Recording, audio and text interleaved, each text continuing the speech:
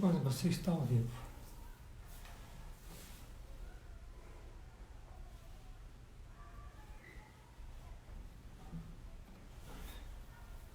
Oi, gente! Haha! Consegui! Eu não sou muito bom para assuntos aleatórios. Espera um pouquinho, amor. Espera aí que o Marco não apareceu aqui ainda. Como que eu fui aqui? Eu queria, antes de mais nada... Espera aí, amor. Calma. Eu queria, antes de mais nada, agradecer a presença de vocês. Uau, já começou com tudo aí. Mais de 200 pessoas. E hoje é um dia muito especial. Já fiz algumas lives com alguns amigos também muito queridos, mas acabou de entrar esse português, Marcos Quintela, acabou de escrever "Eu tô aqui", que é um irmão que eu já tinha antes do Dominó. E isso a gente vai contar para vocês, essas curiosidades, fora as coisas das músicas que vocês já estão mais do que carecas de saber, dos pela-vidas e manequins da vida. Nós vamos falar de outras coisas mais profundas e curiosidades mesmo. Vou chamar meu amigo. Como é que é aqui, meu amor? Me ajuda aqui. Põe na carinha, né? Põe na carinha. Peraí, vamos subir. Aqui. Olha aqui, ó. Adicionar. Aguardando o Marcos Quintela. Ah! Eita! Yay! E aí, garoto? Deu certo, hein, parceiro? Aí, ó. Essa luz tá meio estourada aqui no meu rosto, tá não? Essa aí nós vamos ter que dar um dimmerzinho aqui, ó, dar uma diminuída. Ah, A gente você que fica... diminui aí? Então, você fica usando a tecnologia da tua filha, eu fico usando da minha mulher. A gente é uns mané que não sabe usar. Olha, Aí dá nisso aí. Mas tá, agora fica bom. ficou bom? Agora estamos somente bronzeados. E eu não tô brilhando mais que uma lata de leite lisa. Tá Olha, brilhando um pouquinho. Diminui o dimmer aí atrás. Olha lá, olha como estoura a minha também, tá vendo? Aí eu diminuo aqui e ficou bom. E aí, meu amigo, tudo bom? como é que tá, Manguinha? Rapaz, tá difícil essa quarentena aqui. Tem dia que dá umas baleadas na gente. É. E aí, graças aos amigos, à família, é que a gente consegue levantar a poeira. Aquele dia que você falou de mim para o Celso Junti no Instagram dele, na live dele, você salvou minha semana. Porque Obrigado, realmente fico feliz. tá muito difícil. O meu setor de shows não existe mais. Eu imagino você na publicidade como é que tá. Mas, enfim, tamo junto. Tá muito difícil, temos que... às vezes eu acordo à noite, 3 da manhã, 4 horas da manhã, muito preocupado, assim, preocupado não só com a minha família, mas com o país, com as pessoas que são menos favorecidas e que não têm condição de fazer esse tal de isolamento, essa quarentena, por vários motivos. E quando as pessoas falam assim, não, mas é tão simples, agora é só trabalhar de home office. Home office é a minoria que pode trabalhar, né? Quer dizer, tem aí uma mão de obra pesada da construção civil, dos ambulantes, de vários serviços informais, que não existe essa coisa do home office. O home office é para quem tem escritório, para quem tem sala de reunião, esse tipo de coisa. Então, mas a grande população brasileira não tem essa possibilidade do home office. Então, fica aí essa luta entre, né, fazer uma quarentena super rígida e também uma rigidez em relação às pessoas que precisam trabalhar. Saíram várias pesquisas onde diz que a maioria dos brasileiros, 78% ou 82%, eles têm reserva no máximo para 4 dias financeira para comprar comida e tal, e já estamos parados aí há mais de 3, 4 semanas, quase um mês. Então é muito complexo, né? Muito complexo. E um dia como esse, um dia de Páscoa, um domingo de Páscoa, onde tem essa coisa da confraternização, do renascimento de Cristo e tal, deixa a gente mais emotivo, né? Deixa a gente mais preocupado. Então, eu torço e rezo bastante para que isso passe o mais rápido possível e que atinja não só o Brasil, não atinja o Brasil do jeito que as piores expectativas estão ocorrendo, como outros países também que achem a cura, a vacina ou o tratamento que seja mais adequado para a gente realmente poder continuar a nossa vida com todas as dificuldades que a gente acaba tendo também, mas sem esse vírus, sem esse contágio, essa contaminação e esse coronavírus, que foi uma novidade muito infeliz e que a gente vai superar com toda certeza. Mas eu que agradeço você de ter me convidado para a live. A gente falou aí a semana passada. Você falou, vamos, porque as meninas também querem, as fãs do Dominó, as saudosas e queridas fãs do Dominó, né, que acompanham aí, principalmente a sua carreira de cantora, a sua carreira brilhante de cantora, a sua carreira de produtor e cheio de eventos e cheio de grandes novidades. Mas estamos aí junto porque deve e se a gente puder acalentar ou trazer um pouquinho de alegria ou de boas lembranças para essas pessoas nesse finzinho de domingo, a gente fica só feliz em poder agregar, de poder falar da gente, da nossa família, dos nossos amigos, de curiosidades, aquilo que ninguém nunca falou do Dominó. Ai, ai, ai. Não, e você foi muito sagaz, porque eu falei, vamos fazer uma divulgação mais longa, né? De repente, divulgar uma semana antes, se divulgando dia a dia. Você falou, não, vamos pegar o Domingão de Páscoa para pegar todo mundo ali depois que já, de um jeito ou de outro, ou à distância, ou quem está na mesma casa, você está com a tua família, eu estou com a minha aqui. A gente conseguiu comemorar um pouquinho, até caça aos ovos a gente conseguiu fazer. E agora a gente poder curtir um pouquinho. Eu sei que a gente tem muita história para contar e uma live de uma hora realmente não dá nem para começar a fazer cócega, né?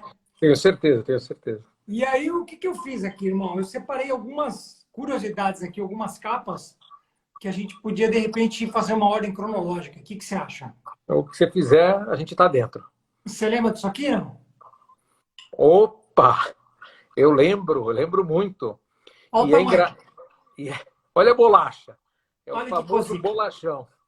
É engraçado que se você mostrar aí essa capa para o Nil, para o Marcelo, para você e para mim, cada um tem pensamentos diferentes desta capa ou deste momento. Para você, você tem alguns highlights que não são os mesmos do que os meus e do que os meninos. Então, a primeira coisa que eu lembro quando você mostrou é que acaba não tendo muita importância, mas para nós era importante, que nós gravamos uma música companheiro, né? A música companheiro, no single, né? No LP, e nós tivemos dois produtores, uma base e um arranjo feito pelo Oscar Gomes, que era o produtor que ficou produzindo a gente durante muitos e muitos anos. Um gênio. Que era um cubano, né? Nascido em Cuba, mas vivia na Espanha. E aí, por algum motivo, outro gênio que nos acompanhou durante muitos anos, que foi um dos grandes motivos do grande sucesso do Dominó, além do visionário Gugu, que esse foi o dono da ideia, esse que buscou, amarrou todos os pontos e tal, que era o Marcos Mainardi. Então, nós tivemos um arranjo do companheiro, que foi feito pelo Oscar Gomes, e depois tivemos um que foi para a rádio tocar, foi feito pelo Mauro Mota. Mauro Mota, tal. E aí tivemos que colocar a voz, o Nil era o cantor solo dessa canção, desse companheiro, dessa música companheiro, mas teve que colocar a voz duas vezes. Então, quem comprava o LP tinha uma versão que foi produzida, um arranjo diferente, pelo Oscar Gomes, que era dono da produção de todo o LP. Mas quem ouvia no rádio, AM ou FM, era uma música produzida por um carioca muito famoso, né? Que é o Mauro Mota, um cara que produzia Roberto Carlos, produzia Fábio Júnior e tal, que o nosso ouvido na época, que era o Marcos Mainar, dentro da gravadora CBS, achou mais radiofônica essa versão do companheiro. Nós que ensaiávamos a coreografia, nós sabíamos exatamente o que tinha de diferença em uma e em outra, né? Inclusive a própria colocação de voz, de refrão ou do solo do Nil. Então, a primeira coisa, quando você mostrou isso para mim, eu falei, meu Deus, essa foi a única canção da história do Dominó que tiveram dois arranjos e duas versões. E vamos combinar que começar uma carreira de um grupo novo com esta lâmpada para rodar, essa dúvida de que versão lançar, não é bom, né? Foi terrível. Uma coisa que dá uma insegurança violenta. O que eu lembro muito dessa capa, ela foi feita, aquela avenida ali, que dá no estádio do Palmeiras, não foi naquela avenida que foi feita essa foto? Como é que chama? Na Turiaçu. Na Turiaçu. Isso. Eu lembro do lugar, a gente parando o carro, entrando, fazendo as fotos, mudando as roupas. Tanto é que a capa do single é uma roupa e a capa do LP é outra roupa. Tá vendo? Eu nunca tinha me atentado para isso. Ah, meu, olha lá. Ó. Ó. Olha só. Tá vendo? A minha camisa listrada ali, tô de colete amarelo. E é o mesmo fundo, mesmo o logo também, que é muito legal, né? Essa história do dominó, que você sabe bem também, que é praticamente menudo ao contrário, né? Uma ideia do Gugu também. Essa troca, com a vantagem que dominó é dominó no mundo inteiro, né? Isso. No mundo inteiro fala a mesma coisa. E é engraçado, é engraçado que essa capa, o jogo do dominó sempre foi um jogo, não o jogo dominó, o jogo do grupo dominó sempre foi um jogo muito pesado, muito profissional. Sim. Isso está ditado pelo Gugu, que sempre jogou muito pesado nas suas ações empresariais. E dentro dessa capa, outra coisa que me lembra, era um espanhol que foi contratado pela gravadora CBS, que vinha da Espanha, para ditar a regra das nossas roupas, e o nome do espanhol era Juan Gatti. Gatti.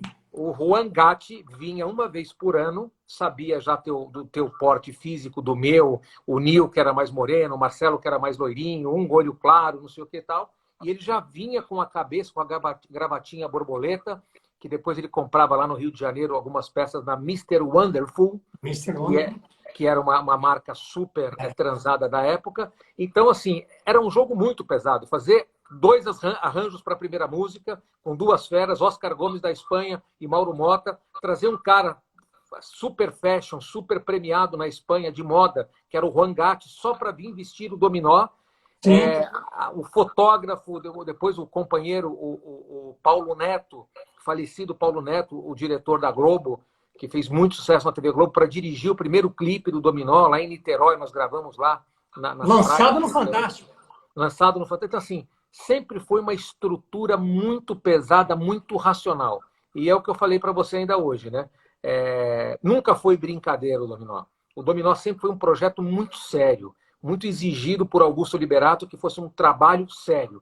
Mas, ao mesmo tempo, era o sério, mas era muito divertido. Então, por isso que dava certo. Então, Marcos Mainar, que era um dos caras mais competentes, aliás, é um dos caras mais competentes da indústria fonográfica, eu não consigo me esquecer da risada dele, da gargalhada dele. Sim, né? sim. E os palavrões que ele falava quando ele ria e tal. Por quê? Porque era sério, era um jogo pesado, era estratégico, mas era divertido.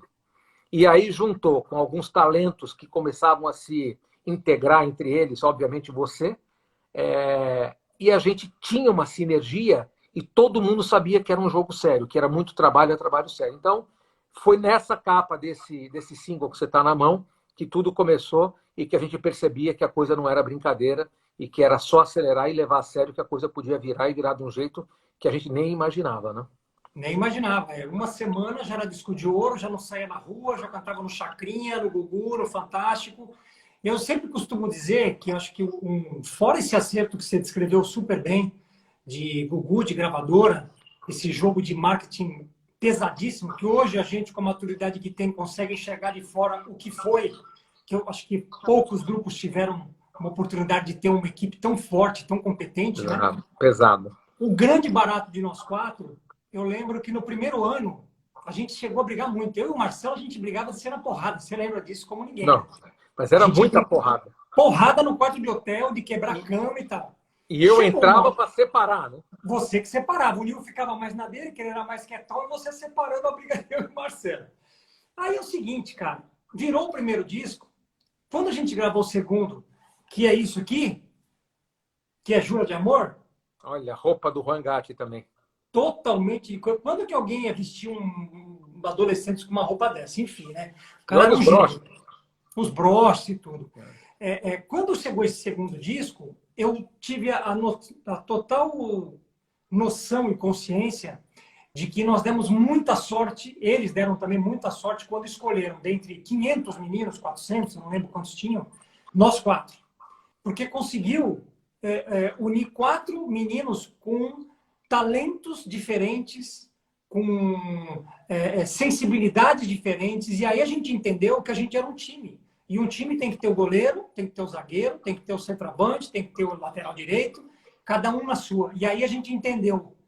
Dali para frente, a gente ficou muito mais forte, as brigas meio que pararam, meio que acabaram, e aí a gente virou realmente irmãos mesmo, né? Dali para frente, o sucesso só subiu, né? Do primeiro, do segundo, do terceiro. Esse disco, que é o segundo, eu achei um negócio aqui que eu tenho certeza que você não tem, que é isso aqui, ó. Você consegue ler o que está escrito aí? Guerreiros. Eu só consigo ver Guerreiros.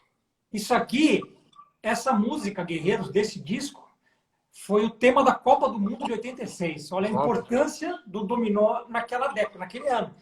A última Copa do Mundo foi Jennifer Lopez e Cláudia Leite. Só para a gente entender como é que funciona. E a No gente primeiro fez uma publicidade, um comercial gravado no Maracanã para a Caixa Econômica Federal. Caixa Econômica, com Zico, Sócrates, com todos aqueles craques, né? E você estava Então, falando da preparação do dominó, o que vem na tua cabeça quando, não sei se você vai conseguir ouvir isso, quando você ouve essa música?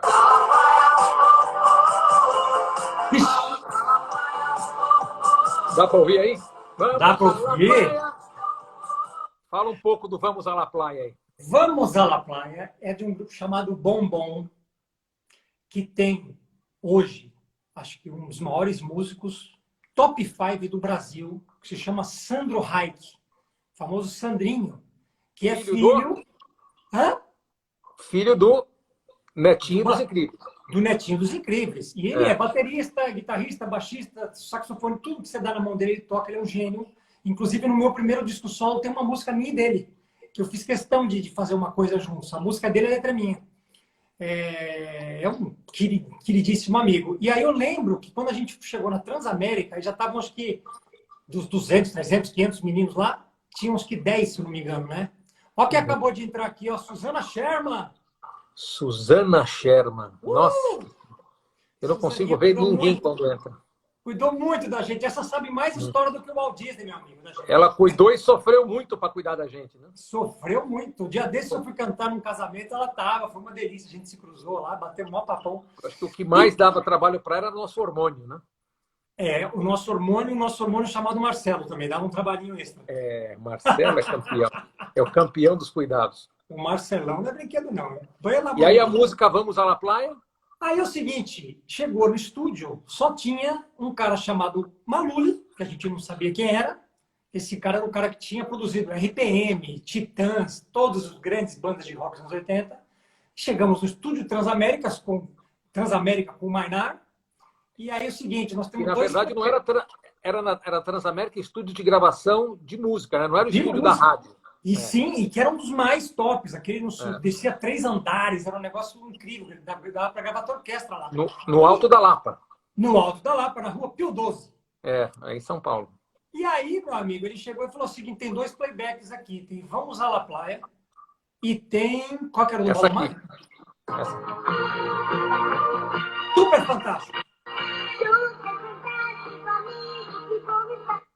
Aí eu falei na hora, falei, pô, você tá querendo perder a amizade, né? Cantar no tom da Simone vai ficar complicado. Como é que eu vou cantar super? Não dá, né? Aí eu fui no Vamos à La Playa. E como é que eu faço nessa época que você não podia cantar para mim ainda porque você estava competindo comigo, meu amigo? Tava competindo. Porque se você não conseguia cantar no tom da Simone, eu não conseguia cantar nem no tom do Fofão. Do Toby. Do Toby. E aí eu lembro que todo mundo escolheu a música Vamos à La Playa, né? Era uma banda jovem também, meio boy band, só que eles lembravam mais um visual como se fosse um polegar, né? Porque eles entravam com instrumentos, né? Eles tocavam, né? E a gente era mais para menudo. Enfim, foi incrível, foi incrível. Eu nunca esqueço desse dia. E eu vou confessar uma coisa para você que eu não sei se eu já te contei. Pelo amor de Deus, não faz revelação que eu já não estou podendo. Eu estava ali com meu fone de ouvido. E para quem não é da música, numa mesa de som, que era uma mesa de $1 milhão que tinha ali, tem um botãozinho que está escrito Talk. Que você aperta esse botãozinho e conversa com a pessoa lá dentro da salinha com o seu fonezinho. Quando você tira o dedinho, você pode falar que o cara é um babaca, é um escroto, não canta nada, tá tudo certo, que ele não está ouvindo. Quem está colocando a voz não está ouvindo porque está mutado, está no mute, né? Nada. O botãozinho apagou, não escuta. Acendeu, ficou amarelinho, você escuta. E eles esqueceram aberto. Eita, nossa, me deu vontade de chorar agora. Tô arrepiado, meu braço está todo arrepiado aqui. Ó. Opa! O Maluli virou, quando eu cantei, acabou a música, ele virou e falou assim, o cantor nós já temos. Eita! Eu nunca te contei isso na tua vida. 35 anos depois, você está revelando aqui, hein? Velho, quase que eu desmonto ali. Quase que eu desmonto ali. Que nem eu sabia que cantava, né? Vai saber. Não, você cantava e você já era disco de ouro de platina com a música chamada A Vaquinha. O fazendeiro vem trazendo em sua mão um balde para tirar o leite, a sua profissão. Eu lembro. Isso foi gravado e foi colocado aonde, a vaquinha? Isso foi gravado, era o primeiro LP do Patati Patatá. Eu lembro da Patrícia Marques, do Trem da Alegria, que canta pra caramba já, e do Espetacular. Luciano Nassi, que também canta até hoje muito, né? O Luciano é um fenômeno. Quem produziu a gente foi o Ralph, do Christian Ralph. Não existia a dupla ainda. Ele era Mas foi, produtor. mas foi um LP? Foi um LPzão bolacha, com 12 Ah. faixas. Cada criança cantou uma faixa. E a minha, a vaquinha. Que coisa. Eu me lembro do timbre da sua voz, me lembro da afinação, lembro de tudo, Era eu lembro de tudo. agudo, parecia um, sei lá, nossa senhora, muito agudo. E você lembra mais alguma coisa, por exemplo, dos testes do Dominó? Porque eu lembro que uma coisa que marcou bastante para o Neil, e o Neil escreveu um livro depois que ele saiu do Dominó. Sim. E no livro dele, é o que eu falo, cada um tem uma visão específica de alguns momentos do Dominó. Eu li o livro do Neil, e no livro ele contou várias coisas que eu já não me lembrava e que eu, lendo o que ele escreveu, me trouxeram cenas. Cheguei até a ficar emocionado. Por exemplo, ele comenta no livro que a gente foi algumas vezes na Rádio América de São Paulo, ali em cima, conversar com o Gugu, pegar os LPs do Balão Mágico e do Bombom, do Vamos à La Playa, para ensaiar. Ele conversava com a gente. O Gugu tinha um programa de rádio na Rádio América chamado Viva Feliz. No SBT, na TVS, não era SBT ainda, na TVS. Era lá quase na Vila Mariana, no final da Paulista. Na Vila Mariana, perto do metrô, ali na Vila Isso. Mariana. Ele tinha, na verdade, o Viva Noite e na rádio ele tinha o Viva Feliz. Então ele saía do ar e marcava reunião com a gente. E o Neil escreveu isso e eu li, e isso ficou muito marcado também. As nossas idas à Rádio América para conversar com ele, para ele ganhar tempo, que ele já morava em Alphaville, o Gugu. Sim. Então ele falou, antes de eu ir para casa, eu quero conversar com vocês. E conversava com a gente em grupo, conversava separado, tal, e sempre tinha esse encontro. E eu lembrei disso só no livro do Neil. Você lembra mais alguma coisa da preparação, não da aprovação, por exemplo, dos ensaios no Jardim São Paulo, ali na academia da Maria Lúcia Perossi? Grande Maria Lúcia ensaiava. Nossa primeira coreógrafa, depois tiveram outros, né, que a gente vai falar um pouquinho para frente. Mas até acho que o terceiro disco, né? Todas as coreografias. Se você botar uma média de 12 músicas por disco, mais de 30 coreografias feitas por ela. Maravilhosa. Essas coreografias não iam para televisão, só iam as músicas de trabalho, mas iam para os shows, né? Sim, exatamente. E eu lembro que o primeiro show nosso, a gente tinha 8 músicas. Tá bom. Você lembra disso? Tá demais. Eu falei, mas como é que nós vamos fazer um show de 8 músicas? A gente dá meia hora, os caras vão matar a gente aqui. Enfim, o que eu lembro muito, Marcos, engraçado, eu não estou conseguindo, você falando agora, me lembrar muito dos testes. Eu lembro muito desse dia da Transamérica que eu vi o produtor falando aquilo, eu falei, acho que eu estou dentro. Aquilo, pô, se o produtor está falando que tem um cara que canta legal aqui, acho que eu já me dei bem, só se apareceram outros, né? Mas eu fiquei mais seguro.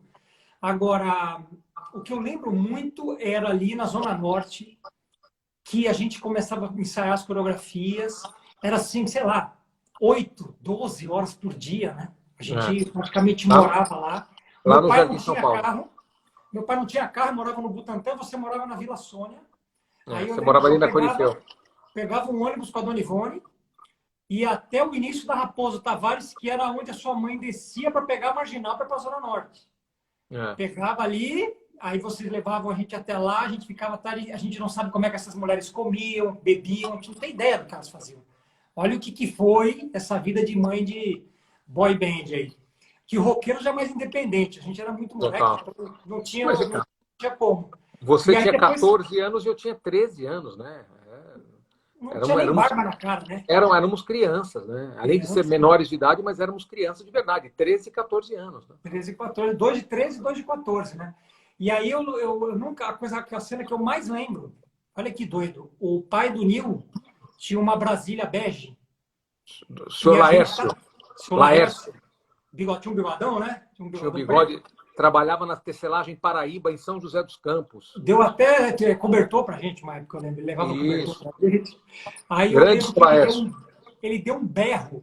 Tá tocando na rádio! Olha, nossa, dá até um bolo dentro. Foi a primeira vez que tocou o companheiro na rádio. E a gente desceu aquelas escadas, que era uma casa de 2 andares, que nem uns loucos se enfiamos dentro da Brasília para ouvir o que o cara ia falar, o apresentador, que rádio que estava tocando.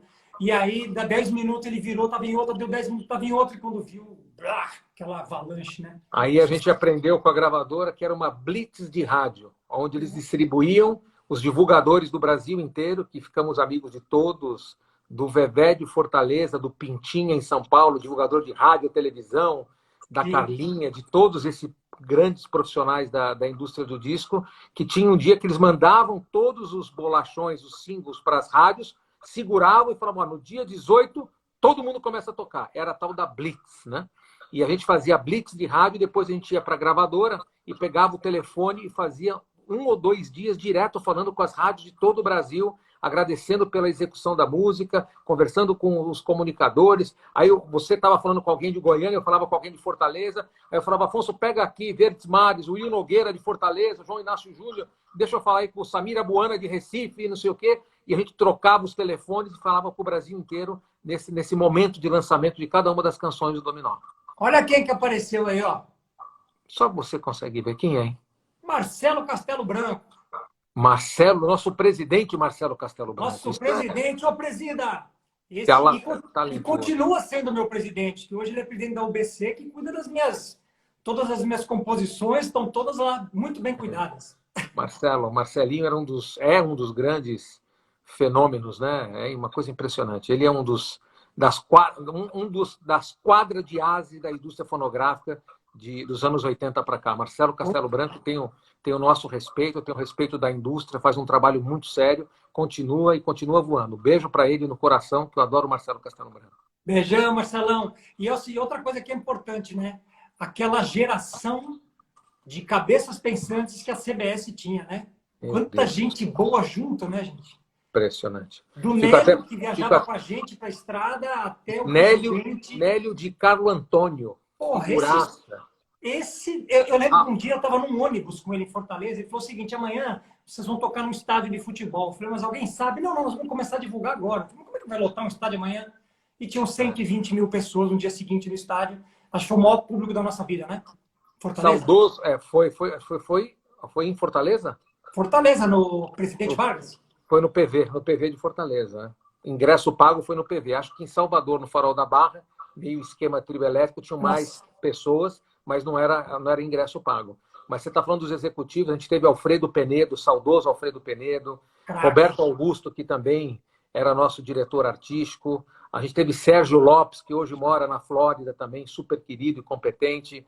Que mais a gente tinha de executivo? Como é que era o nome do presidente gringo lá, que era um craque, o espanhol? O Tomás Munhoz. Tomás Munhoz, que era presidente da companhia também. O Aloísio Reis, que era diretor artístico também. A gente tinha, enfim, fica até com medo de falar e não lembrar de todo mundo, mas Aloísio, Alfredo Penedo, o Nelinho, o Ricardo Silveira, falecido Ricardo Silveira, um grande mestre, um cara com muita energia, que via as coisas diferentes. Ele ia de Roberto Carlos até nesse Trent D'Arby, visitava o Michael Jackson, pegava o Dominó, Angélica, RPM, o Paulo Ricardo. Aí eu estava fazendo nó na gravata. Ele falou, você não sabe fazer nó na gravata? Vou te ensinar como é que faz. E uma energia e um talento para lidar com artista, com música, com o Leleco Barbosa, que era o filho do Abelardo Barbosa, do nosso saudoso Chacrinha. Ele falava com o cara e depois negociava com o Roberto Augusto e vinha para cá. E o Mainar vinha, entregava o disco de platina.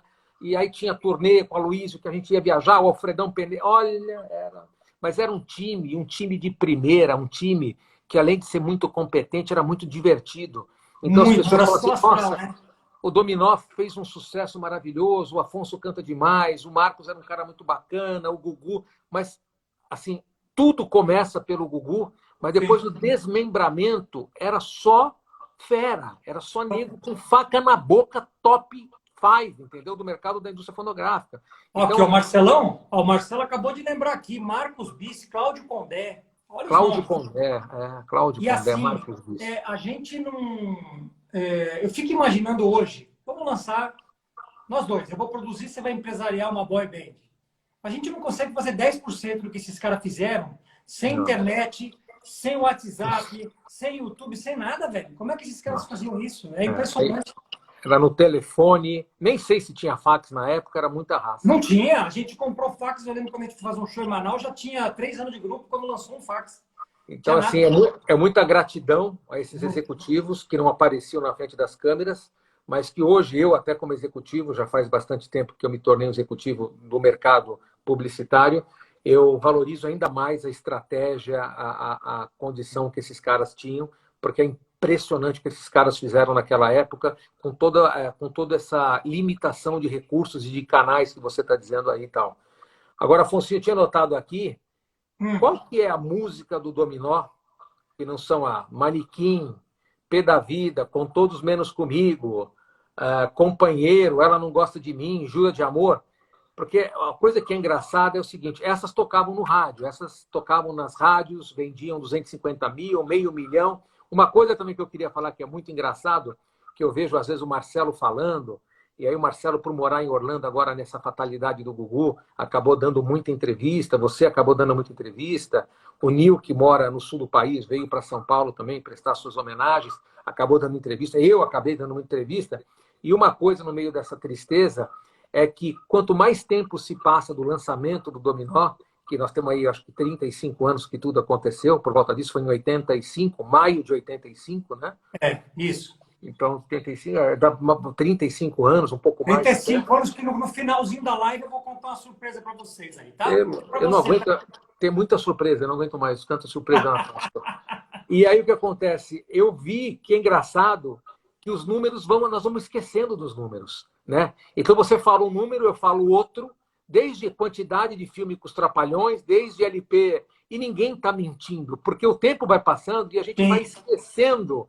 E a gente vai contando. Aí o Marcelo conta uma versão que não é mentirosa, mas que é uma versão do que ele lembra. O Nil conta de uma outra maneira, eu conto de uma outra tal. E a pergunta que sempre fazem para nós, ou pelo menos em qualquer lugar que eu vou, casamento, tal, é a velha e boa pergunta. Mas onde estão os outros, né? Os outros integrantes. E os outros integrantes? Onde estão os outros integrantes? Um deles esteve aqui na minha casa há 10 dias, né? Não que 10 dias. A gente já está trancado há quanto tempo em casa com essa pandemia? Parece 10 anos já, mas tudo bem. São 3 semanas aí. Então, um mês atrás. Para mim, já tem 10 dias que ele esteve aqui. E ele quase não consegue voltar para Orlando. Ele mora em Orlando hoje com a família dele. E ele veio aqui dar uns depoimentos que eu estou levantando algumas coisas. Muita gente importante já me deu essa oportunidade de captar umas memórias. A gente está gravando isso, fazendo um arquivo grande. Enfim, esses 35 anos tem que ter um laço bonito, um laçarote. Perfeito. Já cansei de falar que não quero ganhar R$1 com isso, eu quero deixar um registro por 2 motivos. Primeiro, pelo tamanho que foi, que eu acho que as pessoas que têm que saber, têm que saber um pouco mais da história. E segundo, para o meu filho, que tem 9 anos, entender também o que foi aquilo. E o Marcelo esteve aqui, gravou já. Já gravei com o Marcos Mainar, já gravei com o Oscar Gomes, já gravei com Mara Maravilha. Edgar não? Edgar Poças. Edgar Poças. Zusa Homem de Melo. Puta crítica. Especialista. Até meteu umas pauladinhas na gente, mas tudo bem, vale, tem que ter uns contrapontos. Que bom que a gente não está gravando mais, então fica à vontade, pode ficar à vontade. Agora, os depoimentos do Edgar e do Mainar são emocionantes. A hora que você vê mais uma pessoa que para seu coração. Mais uma pessoa que a gente tem que enaltecer, Edgar Poças, um grande compositor, um grande letrista, não só da indústria fonográfica, mas também do mercado publicitário, que quando eu cheguei no mercado publicitário, eu entendi o tamanho do Edgar no mercado publicitário, os grandes filmes e jingles que ele fazia para McDonald's, que ele fazia para a indústria publicitária de ponta. E esse cara... Também, né?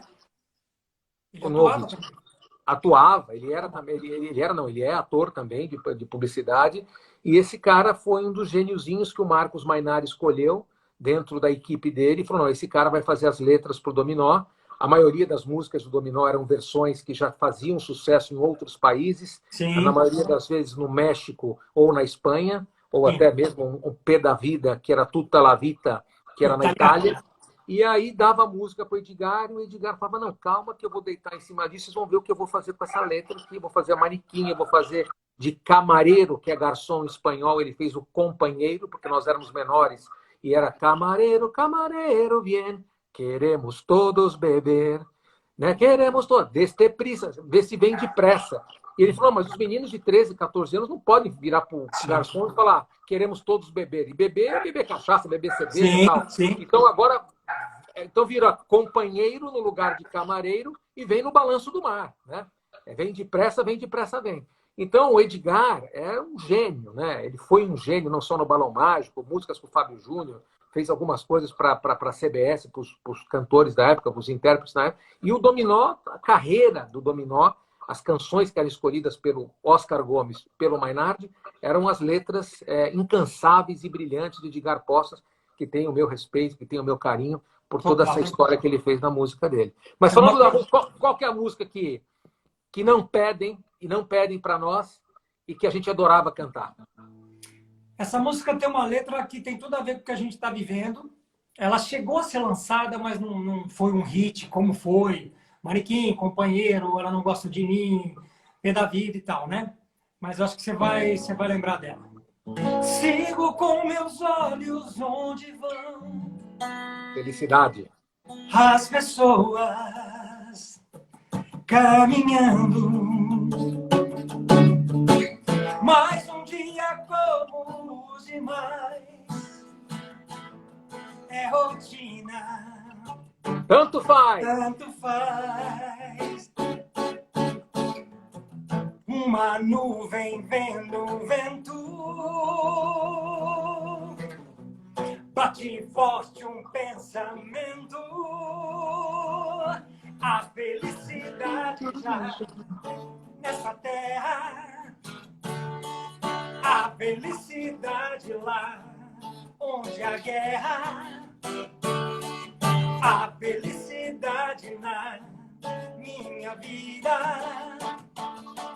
a felicidade na sua vida. Ei! Letraça, né? Que letra linda, né? Tem que ir com calma, senão a gente se emociona, a gente já está meio velho. Então a gente baleado. Mas olha, cara, foi muito. Só para completar dar o último comentário sobre Edgar Postas, uma das cenas que mais me impressiona é o Pé da Vida. Porque você produziu tantos discos da Eliana, você sabe muito bem disso. Chega uma letra em inglês, em espanhol, o cara vai lá e 90% do que está na letra original, o cara coloca ali dentro das notas da métrica, que a gente chama, e toca o pau. Quer dizer, o cara não criou nada, ele só passou para outra língua. O Camareiro é um exemplo disso, que não tem nada a ver com o original. E o Pé da Vida, toda a vida colecionando mis amores, haciendo juegos malabares, tem nada a ver com o Pé da Vida, tô vendo a gente tão para baixo, um baixo astral, um cambalacho. Era uma letra de protesto que ele fez, né? De protesto. Ele simplesmente compunha uma nova letra. Ele não ficava preso ao que estava dizendo lá. Ele pegava a sonoridade, que o cara tem um ouvido musical maravilhoso, né? Tutta la vita, Tope da Vida. Eu lembro que o Mainardi foi um dos caras que falou: não, esses moleques não podem falar Tope da Vida, eles são muito novos e tal. E para mim é a música que marca a história da gente. Tem outro ponto interessante para quem hoje só escuta Deezer, Spotify. A gente dependia muito da rádio, né? E a gente Total. só tocava na AM. Era um peso grande na AM. O Dominó não podia tocar na FM. Na FM tocava o Titãs, o Paralamas, o Dominó é AM. Quando a gente lançou o Pé da Vida, em 87, já tinham 3 anos de grupo. Aí a gente rompeu essa barreira e entrou para as FMs de vez, né? E aí depois veio também o Com Todos Menos Comigo, que era uma balada romântica, mas que quem abriu o caminho para... isso aí, a gente... O clipe de Com Todos Menos Comigo foi feito no Rio de Janeiro, nos galpões ali, no centro da cidade, com direção de Miguel Falabella. Não, essa história é craque. Foi na madrugada. Foi na madrugada, Miguel Falabella, que dança muito, além de ser um gênio, não só como escritor, mas como ator e declamações de poema e tal. A CBS, na época, contratou o Miguel para lançar um dos LPs mais sólidos e estruturados do Dominó, que era o Com Todos Menos Comigo, uma música que o refrão era um refrão muito difícil, né? Porque tinham várias partes, várias letras, não era um chicletinho. Que eu nunca acertava a letra, né? E eu acho que nunca acertava e não acerta mais. Hoje ainda bem que não precisa cantar mais toda hora. Mas e aí chamaram o Miguel Falabella, a gente foi na madruga no Rio de Janeiro, uma coisa meio dark, uma coisa meio, né? Londres, né? Cada um com uma menina, o Marcelo com um spray lá, fazendo não sei o quê, que eu nem me lembro direito. O Nil também no elevador, um elevador de máquinas e tal. e foi um sucesso. Também foi lançado no Fantástico, com Todos Menos Comigo, sempre é lançado no Fantástico, foi um sucesso estrondoso da direção de Miguel Falabella. Mas você falou do Edgar, só lembrar do Edgar, assim, o Dominó me deu um background muito grande, que quando eu fui empresário da Eliana durante quase 10 anos, nós éramos sócios em todos os CDs, aí não era mais CBS, era BMG Ariola, né, que era a RCA Victor, que era lá com o Luiz Oscar Niemeyer, com o Manolo, com o Miguel Poplos, que era o cara lá o artista e repertório, o AIR e tal. E aí eu sempre tinha condição de fazer o que eu podia fazer de melhor para a Eliana, em termos de produção. Mas o começo da Eliana foi também bastante sofrido, porque quando eu comecei a trabalhar com ela, ela já tinha gravado com o Paulo Fedato, que era o cara da BMG, que comandava a indústria, onde prensava lá no Jaguaré os discos da BMG, e ele já tinha, junto com o João Plinta, que era um produtor musical, que recentemente faleceu, que era um querido também, eles já tinham gravado Dedinhos com a Eliana, né? No estúdio do João Plinta e tal. E aí, quando eu entrei na carreira da Eliana, e eu ajudei a estruturar e participei de muitas coisas, um dos meus sonhos era trazer o Edgar para escrever para a Eliana. E ele fez algumas versões para a Eliana, gravamos também Galinha Magricela, que foi um grande sucesso do Balão Mágico, eu mostrava para a Eliana sempre discutia muito o repertório comigo e tal. E aí ele tinha uma música que ele cantou para mim, ele falou, como é que está a gravação do disco? Eu falei, cara, nós estamos fechando, a Eliana está colocando voz na última música, depois a mixagem, estamos atrasados, não sei o quê, todo mundo está em cima de mim. Ele falou, nossa, eu criei uma música, mas não dá tempo de gravar nenhum cassete para você e a música vai ser uma porrada. Eu falei, mas como você pode mandar isso para mim? Ele falou, não posso mandar, eu posso cantar para você. Nossa! Eu falei, mas como é que eu vou cantar para a Eliana e cantar para a gravadora? Aí ele pegou um fax que ele tinha, ele botou em Viva Voz, e eu peguei um gravadorzinho que eu tinha, que a Eliana fazia entrevistas, naqueles gravadores que era uma fitinha pequena, e sai gravando. E ele começou a cantar. Essa é a dança dos bichos, palma, pata, pé, pé, pé. Essa... E ele fazia assim. Ele botava muito ar. Michael Jackson, né? Para dar ritmo, né? Aí assim. Gato, cachorro, uau, nanana. E eu fui arrepiando, falei, puta, Edgar, isso é uma porrada, Edgar. E aí ele fez a música e fez a letra. Aí eu liguei pra Eliana, falei, Eliana, você não tem noção, o louco do Edgar ligou, cantou uma música, eu gravei, é uma porrada, precisamos fazer um arranjo, tá. Aí nasceu uma de tantos sucessos da Eliana, que era a Dança dos Bichos, né? Maravilhosa. Que estourou, que vendeu mais de 350, que era o kit, que era o VHS, aí já tinha CD. Era o CD e mais um DVD, sei lá, o que a gente fazia. Era um kit da Eliana e tal. E aí vendeu muito. O Edgar é um gênio, nosso muito obrigado a um dos grandes gênios da música brasileira, grande letrista, Edgar Posses, que mora... E depois teve 2 filhos talentosíssimos, né? A Cel é filha dele. Nossa, e o Diogo, né? Não, e tem outro menino. É o Diogo. Diogo maravilhoso. O Diogo maravilhoso, a Cel também maravilhosa. E não podia dar em outra coisa com o talento que o Edgar Poças tem. Mas me diz uma coisa. Só uma coisa, a gente acabou pulando por Com Todos Menos Comigo para contar do Miguel Falabella, e a gente pulou. O Com Todos foi o disco que mais vendeu, né? Eu lembro que a gravadora queria mudar de música e não conseguia, porque foi uma explosão. A música que mais tocou, indiscutivelmente, foi o Pé da Vida. O Com Todos Menos Comigo. Mas o Pé da Vida e o Mariquim, que são do disco anterior, são as músicas que as pessoas mais lembram. É muito louco. As músicas que mais marcaram foi Pé da Vida e Manequim. 87, né? 87, se não me engano. 87. Que é aquela capa que a gente tá meio roqueiro, tá? Com jaqueta de jeans, com não sei o quê. E nesse disco tem outra curiosidade que alguém comentou aqui, eu vi enquanto você estava falando, que o Pé da Vida era um clipe muito simples. Eu lembro que era um fundo branco, uma coisa, qualquer nota, assim. Fizeram Newton Travesso dirigiu a gente nos estúdios da Manchete. Mas foi meio, tipo, faz aí, né? Agora, o Manequim, uma puta produção, montaram uma cidade cenográfica. No Alto da Boa Vista, no Rio de Janeiro, Paulinho Trevisan era o diretor. 3 horas da madrugada, molharam todo o negócio para ficar com um brilho diferente, porque não tinha essa tecnologia de mexer na imagem. A imagem tinha que vir mexida pronta, né? Era e eu lembro que a gente acabou, sem querer, lançando 2 estrelas, que é a Vanessa Lois, que depois estourou na Globo, e a Luciana Vendramini, que era a musa dos anos 80, né? Que também é super curioso. Isso também ninguém, acho que se bobear, não lembra. Quando colocar no YouTube aí, quem estiver ouvindo, vocês vão reconhecer as 2 que estão lá. Lindas e talentosas, isso que é importante. Muito. Todas bem, graças a Deus. A Vanessa não faz tempo que eu não vejo, né?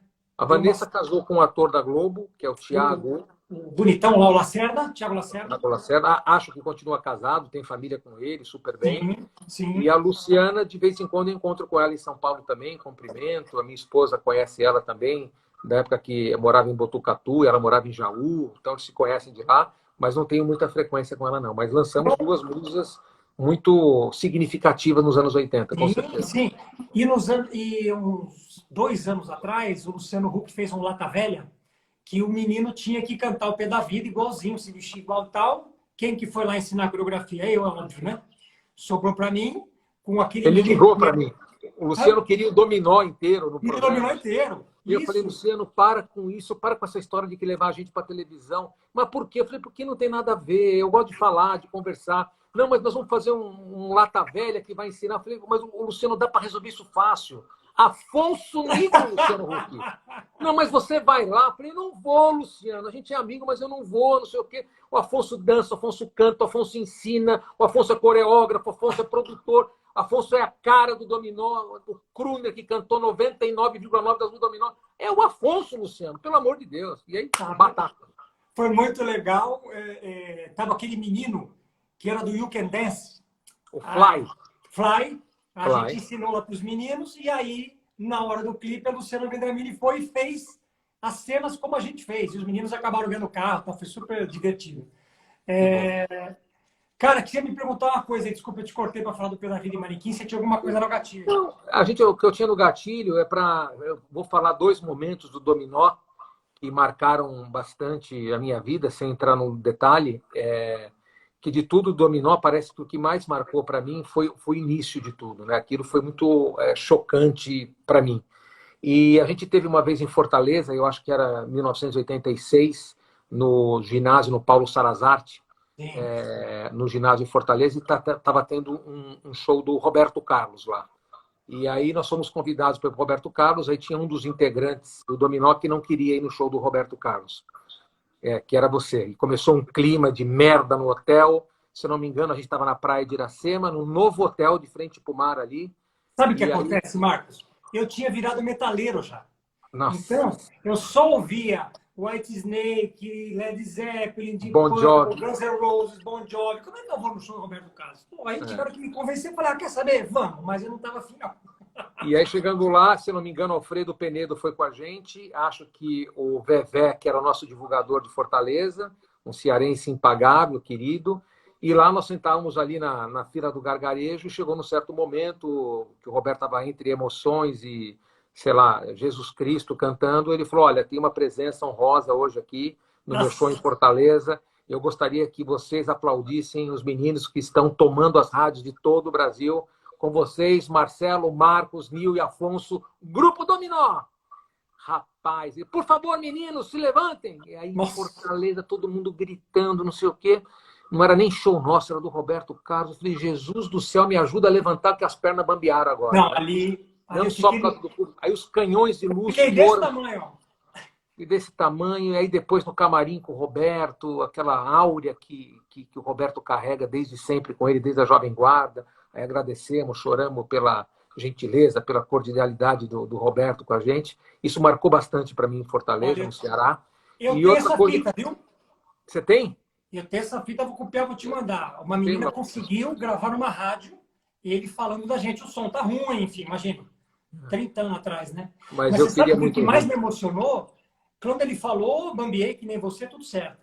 Mas a hora que a gente entrou no camarim, eu nunca esqueço, ele estava de costas, com aquela jaqueta jeans dele.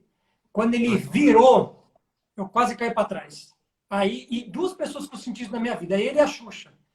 São pessoas que realmente têm um negócio, eles não são daqui, eles são de outro planeta. E aí a sensação, eu lembro dessa cena dele virando, e eu falei, puta que eu pariu, é o Roberto Carlos. Roberto Carlos, que prazer, Roberto Carlos. É o Roberto. Imagina isso há 30 anos atrás. Agora o cara continua fazendo sucesso até hoje. Dodge Sirena, o Dodge, o mestre dos mestres, o mestre dos magos, cuidando da carreira dele cirurgicamente, impressionante. Estamos falando de Roberto Carlos. Uma coisa que marcou muito para mim também no Dominó foram todas as participações que a gente teve nos filmes dos Trapalhões, que é uma coisa que os meus filhos viam quando era pequeno. A gente fez 4 filmes dos Trapalhões e isso marcou muito ter conhecido profundamente Renato Aragão, Mauro, que era o Zacarias, o Mussum e o Dedé Santana. Isso é uma coisa que não foi fazer um programa como a gente fazia, que era lá na Saturnino de Brito, lá no Jardim Botânico, nos estúdios da TV Globo, que você passava lá 2, 3 horas e ia embora, e a gente teve uma convivência com esses gênios do humor durante meses a cada filme, que a gente ficava no trailer deles, esperava muito para gravar, porque longa-metragem era muito, né, muito demorado. J.B. Tanco era um dos diretores dos primeiros filmes, e depois virou o Alvarenga Júnior, que já há muitos anos é um grande diretor, não só da TV Globo, também das produtoras, da Conspiração, do Rio de Janeiro, de tudo. E aí a gente ficava louco quando ia filmar Os Trapalhões, e o Gugu, mais uma vez o visionário Gugu, dizendo, olha, isso aqui não dá dinheiro, isso aqui pode dar um dinheirinho, mas para a história da vida de vocês, não da carreira, da vida de vocês. Quando vocês deixarem de ser artistas, quando vocês deixarem, vocês casarem, tiverem filhos, netos, eu garanto para vocês que vocês vão ter orgulho dos filmes que vocês estão fazendo com os Trapalhões. Incrível. Dito e feito, é um dos maiores orgulhos que eu tenho, das participações que a gente fez com os Trapalhões. Olha, eu tenho 2 histórias que me marcaram muito. A primeira, o dia que a gente foi fazer o primeiro filme, que a gente não ia fazer como ator, a gente só cantou acho que uma música. Eu não lembro o nome do filme agora, me perdoe, gente. O Fantasma Trapalhão. Fantasma Trapalhão, que a gente cantava em cima de uns tonéis de vinho, que quase cantou. Brilho na imensidão, é tão difícil, né? Essa música qualquer. Céu azul. Brilho no olhar. Brilho no olhar.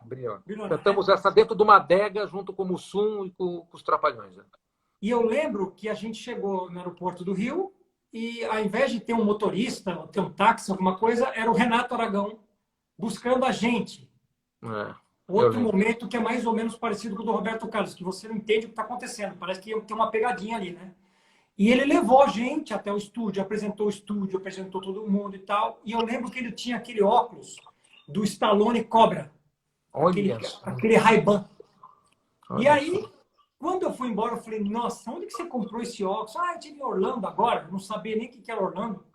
Orlando era o tio da vendinha do boteco para nós, né? Não era pra cidade, era o tio do boteco. Pô, que legal tal. E a gente chegou no hotel, tava lá para mim o óculos autografado que eu tenho guardado até hoje. Ele me mandou esse óculos de presente. E a outra cena era a gente pegando carona com o Mussum. Você lembra naquele Santana velho dele? Santana, nossa, que divertido. E parecia que as coisas eram muito mais simples, eram menos complexas, não tinha tantos dedos, né? Não era tudo programado. Parecia que era muito sério, era uma produção bacana, né? Líder de bilheteria. Eles faziam 2 filmes por ano para as férias de julho, né? E para as férias de janeiro.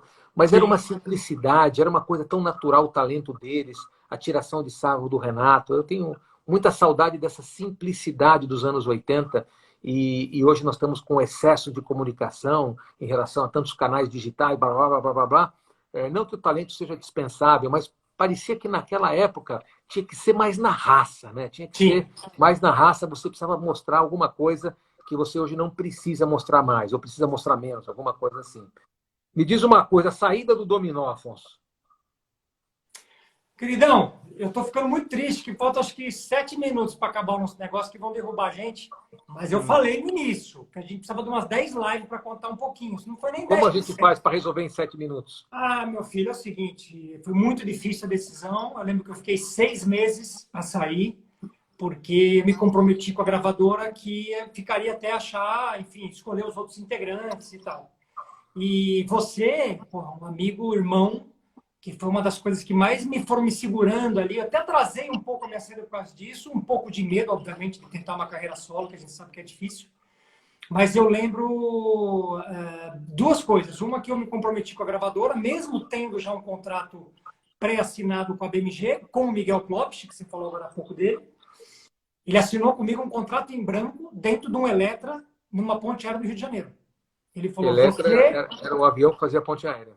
Ele falou, você é o cara que eu vou lançar solo e tá tudo certo, faz o que você quiser, canta se quiser e tal. Não tinha como, eu voltei, contei essa história para vocês e fiquei mais 6 meses. Nesses 6 meses, um monte de teste, um monte de gente e não achavam os meninos para entrar no grupo.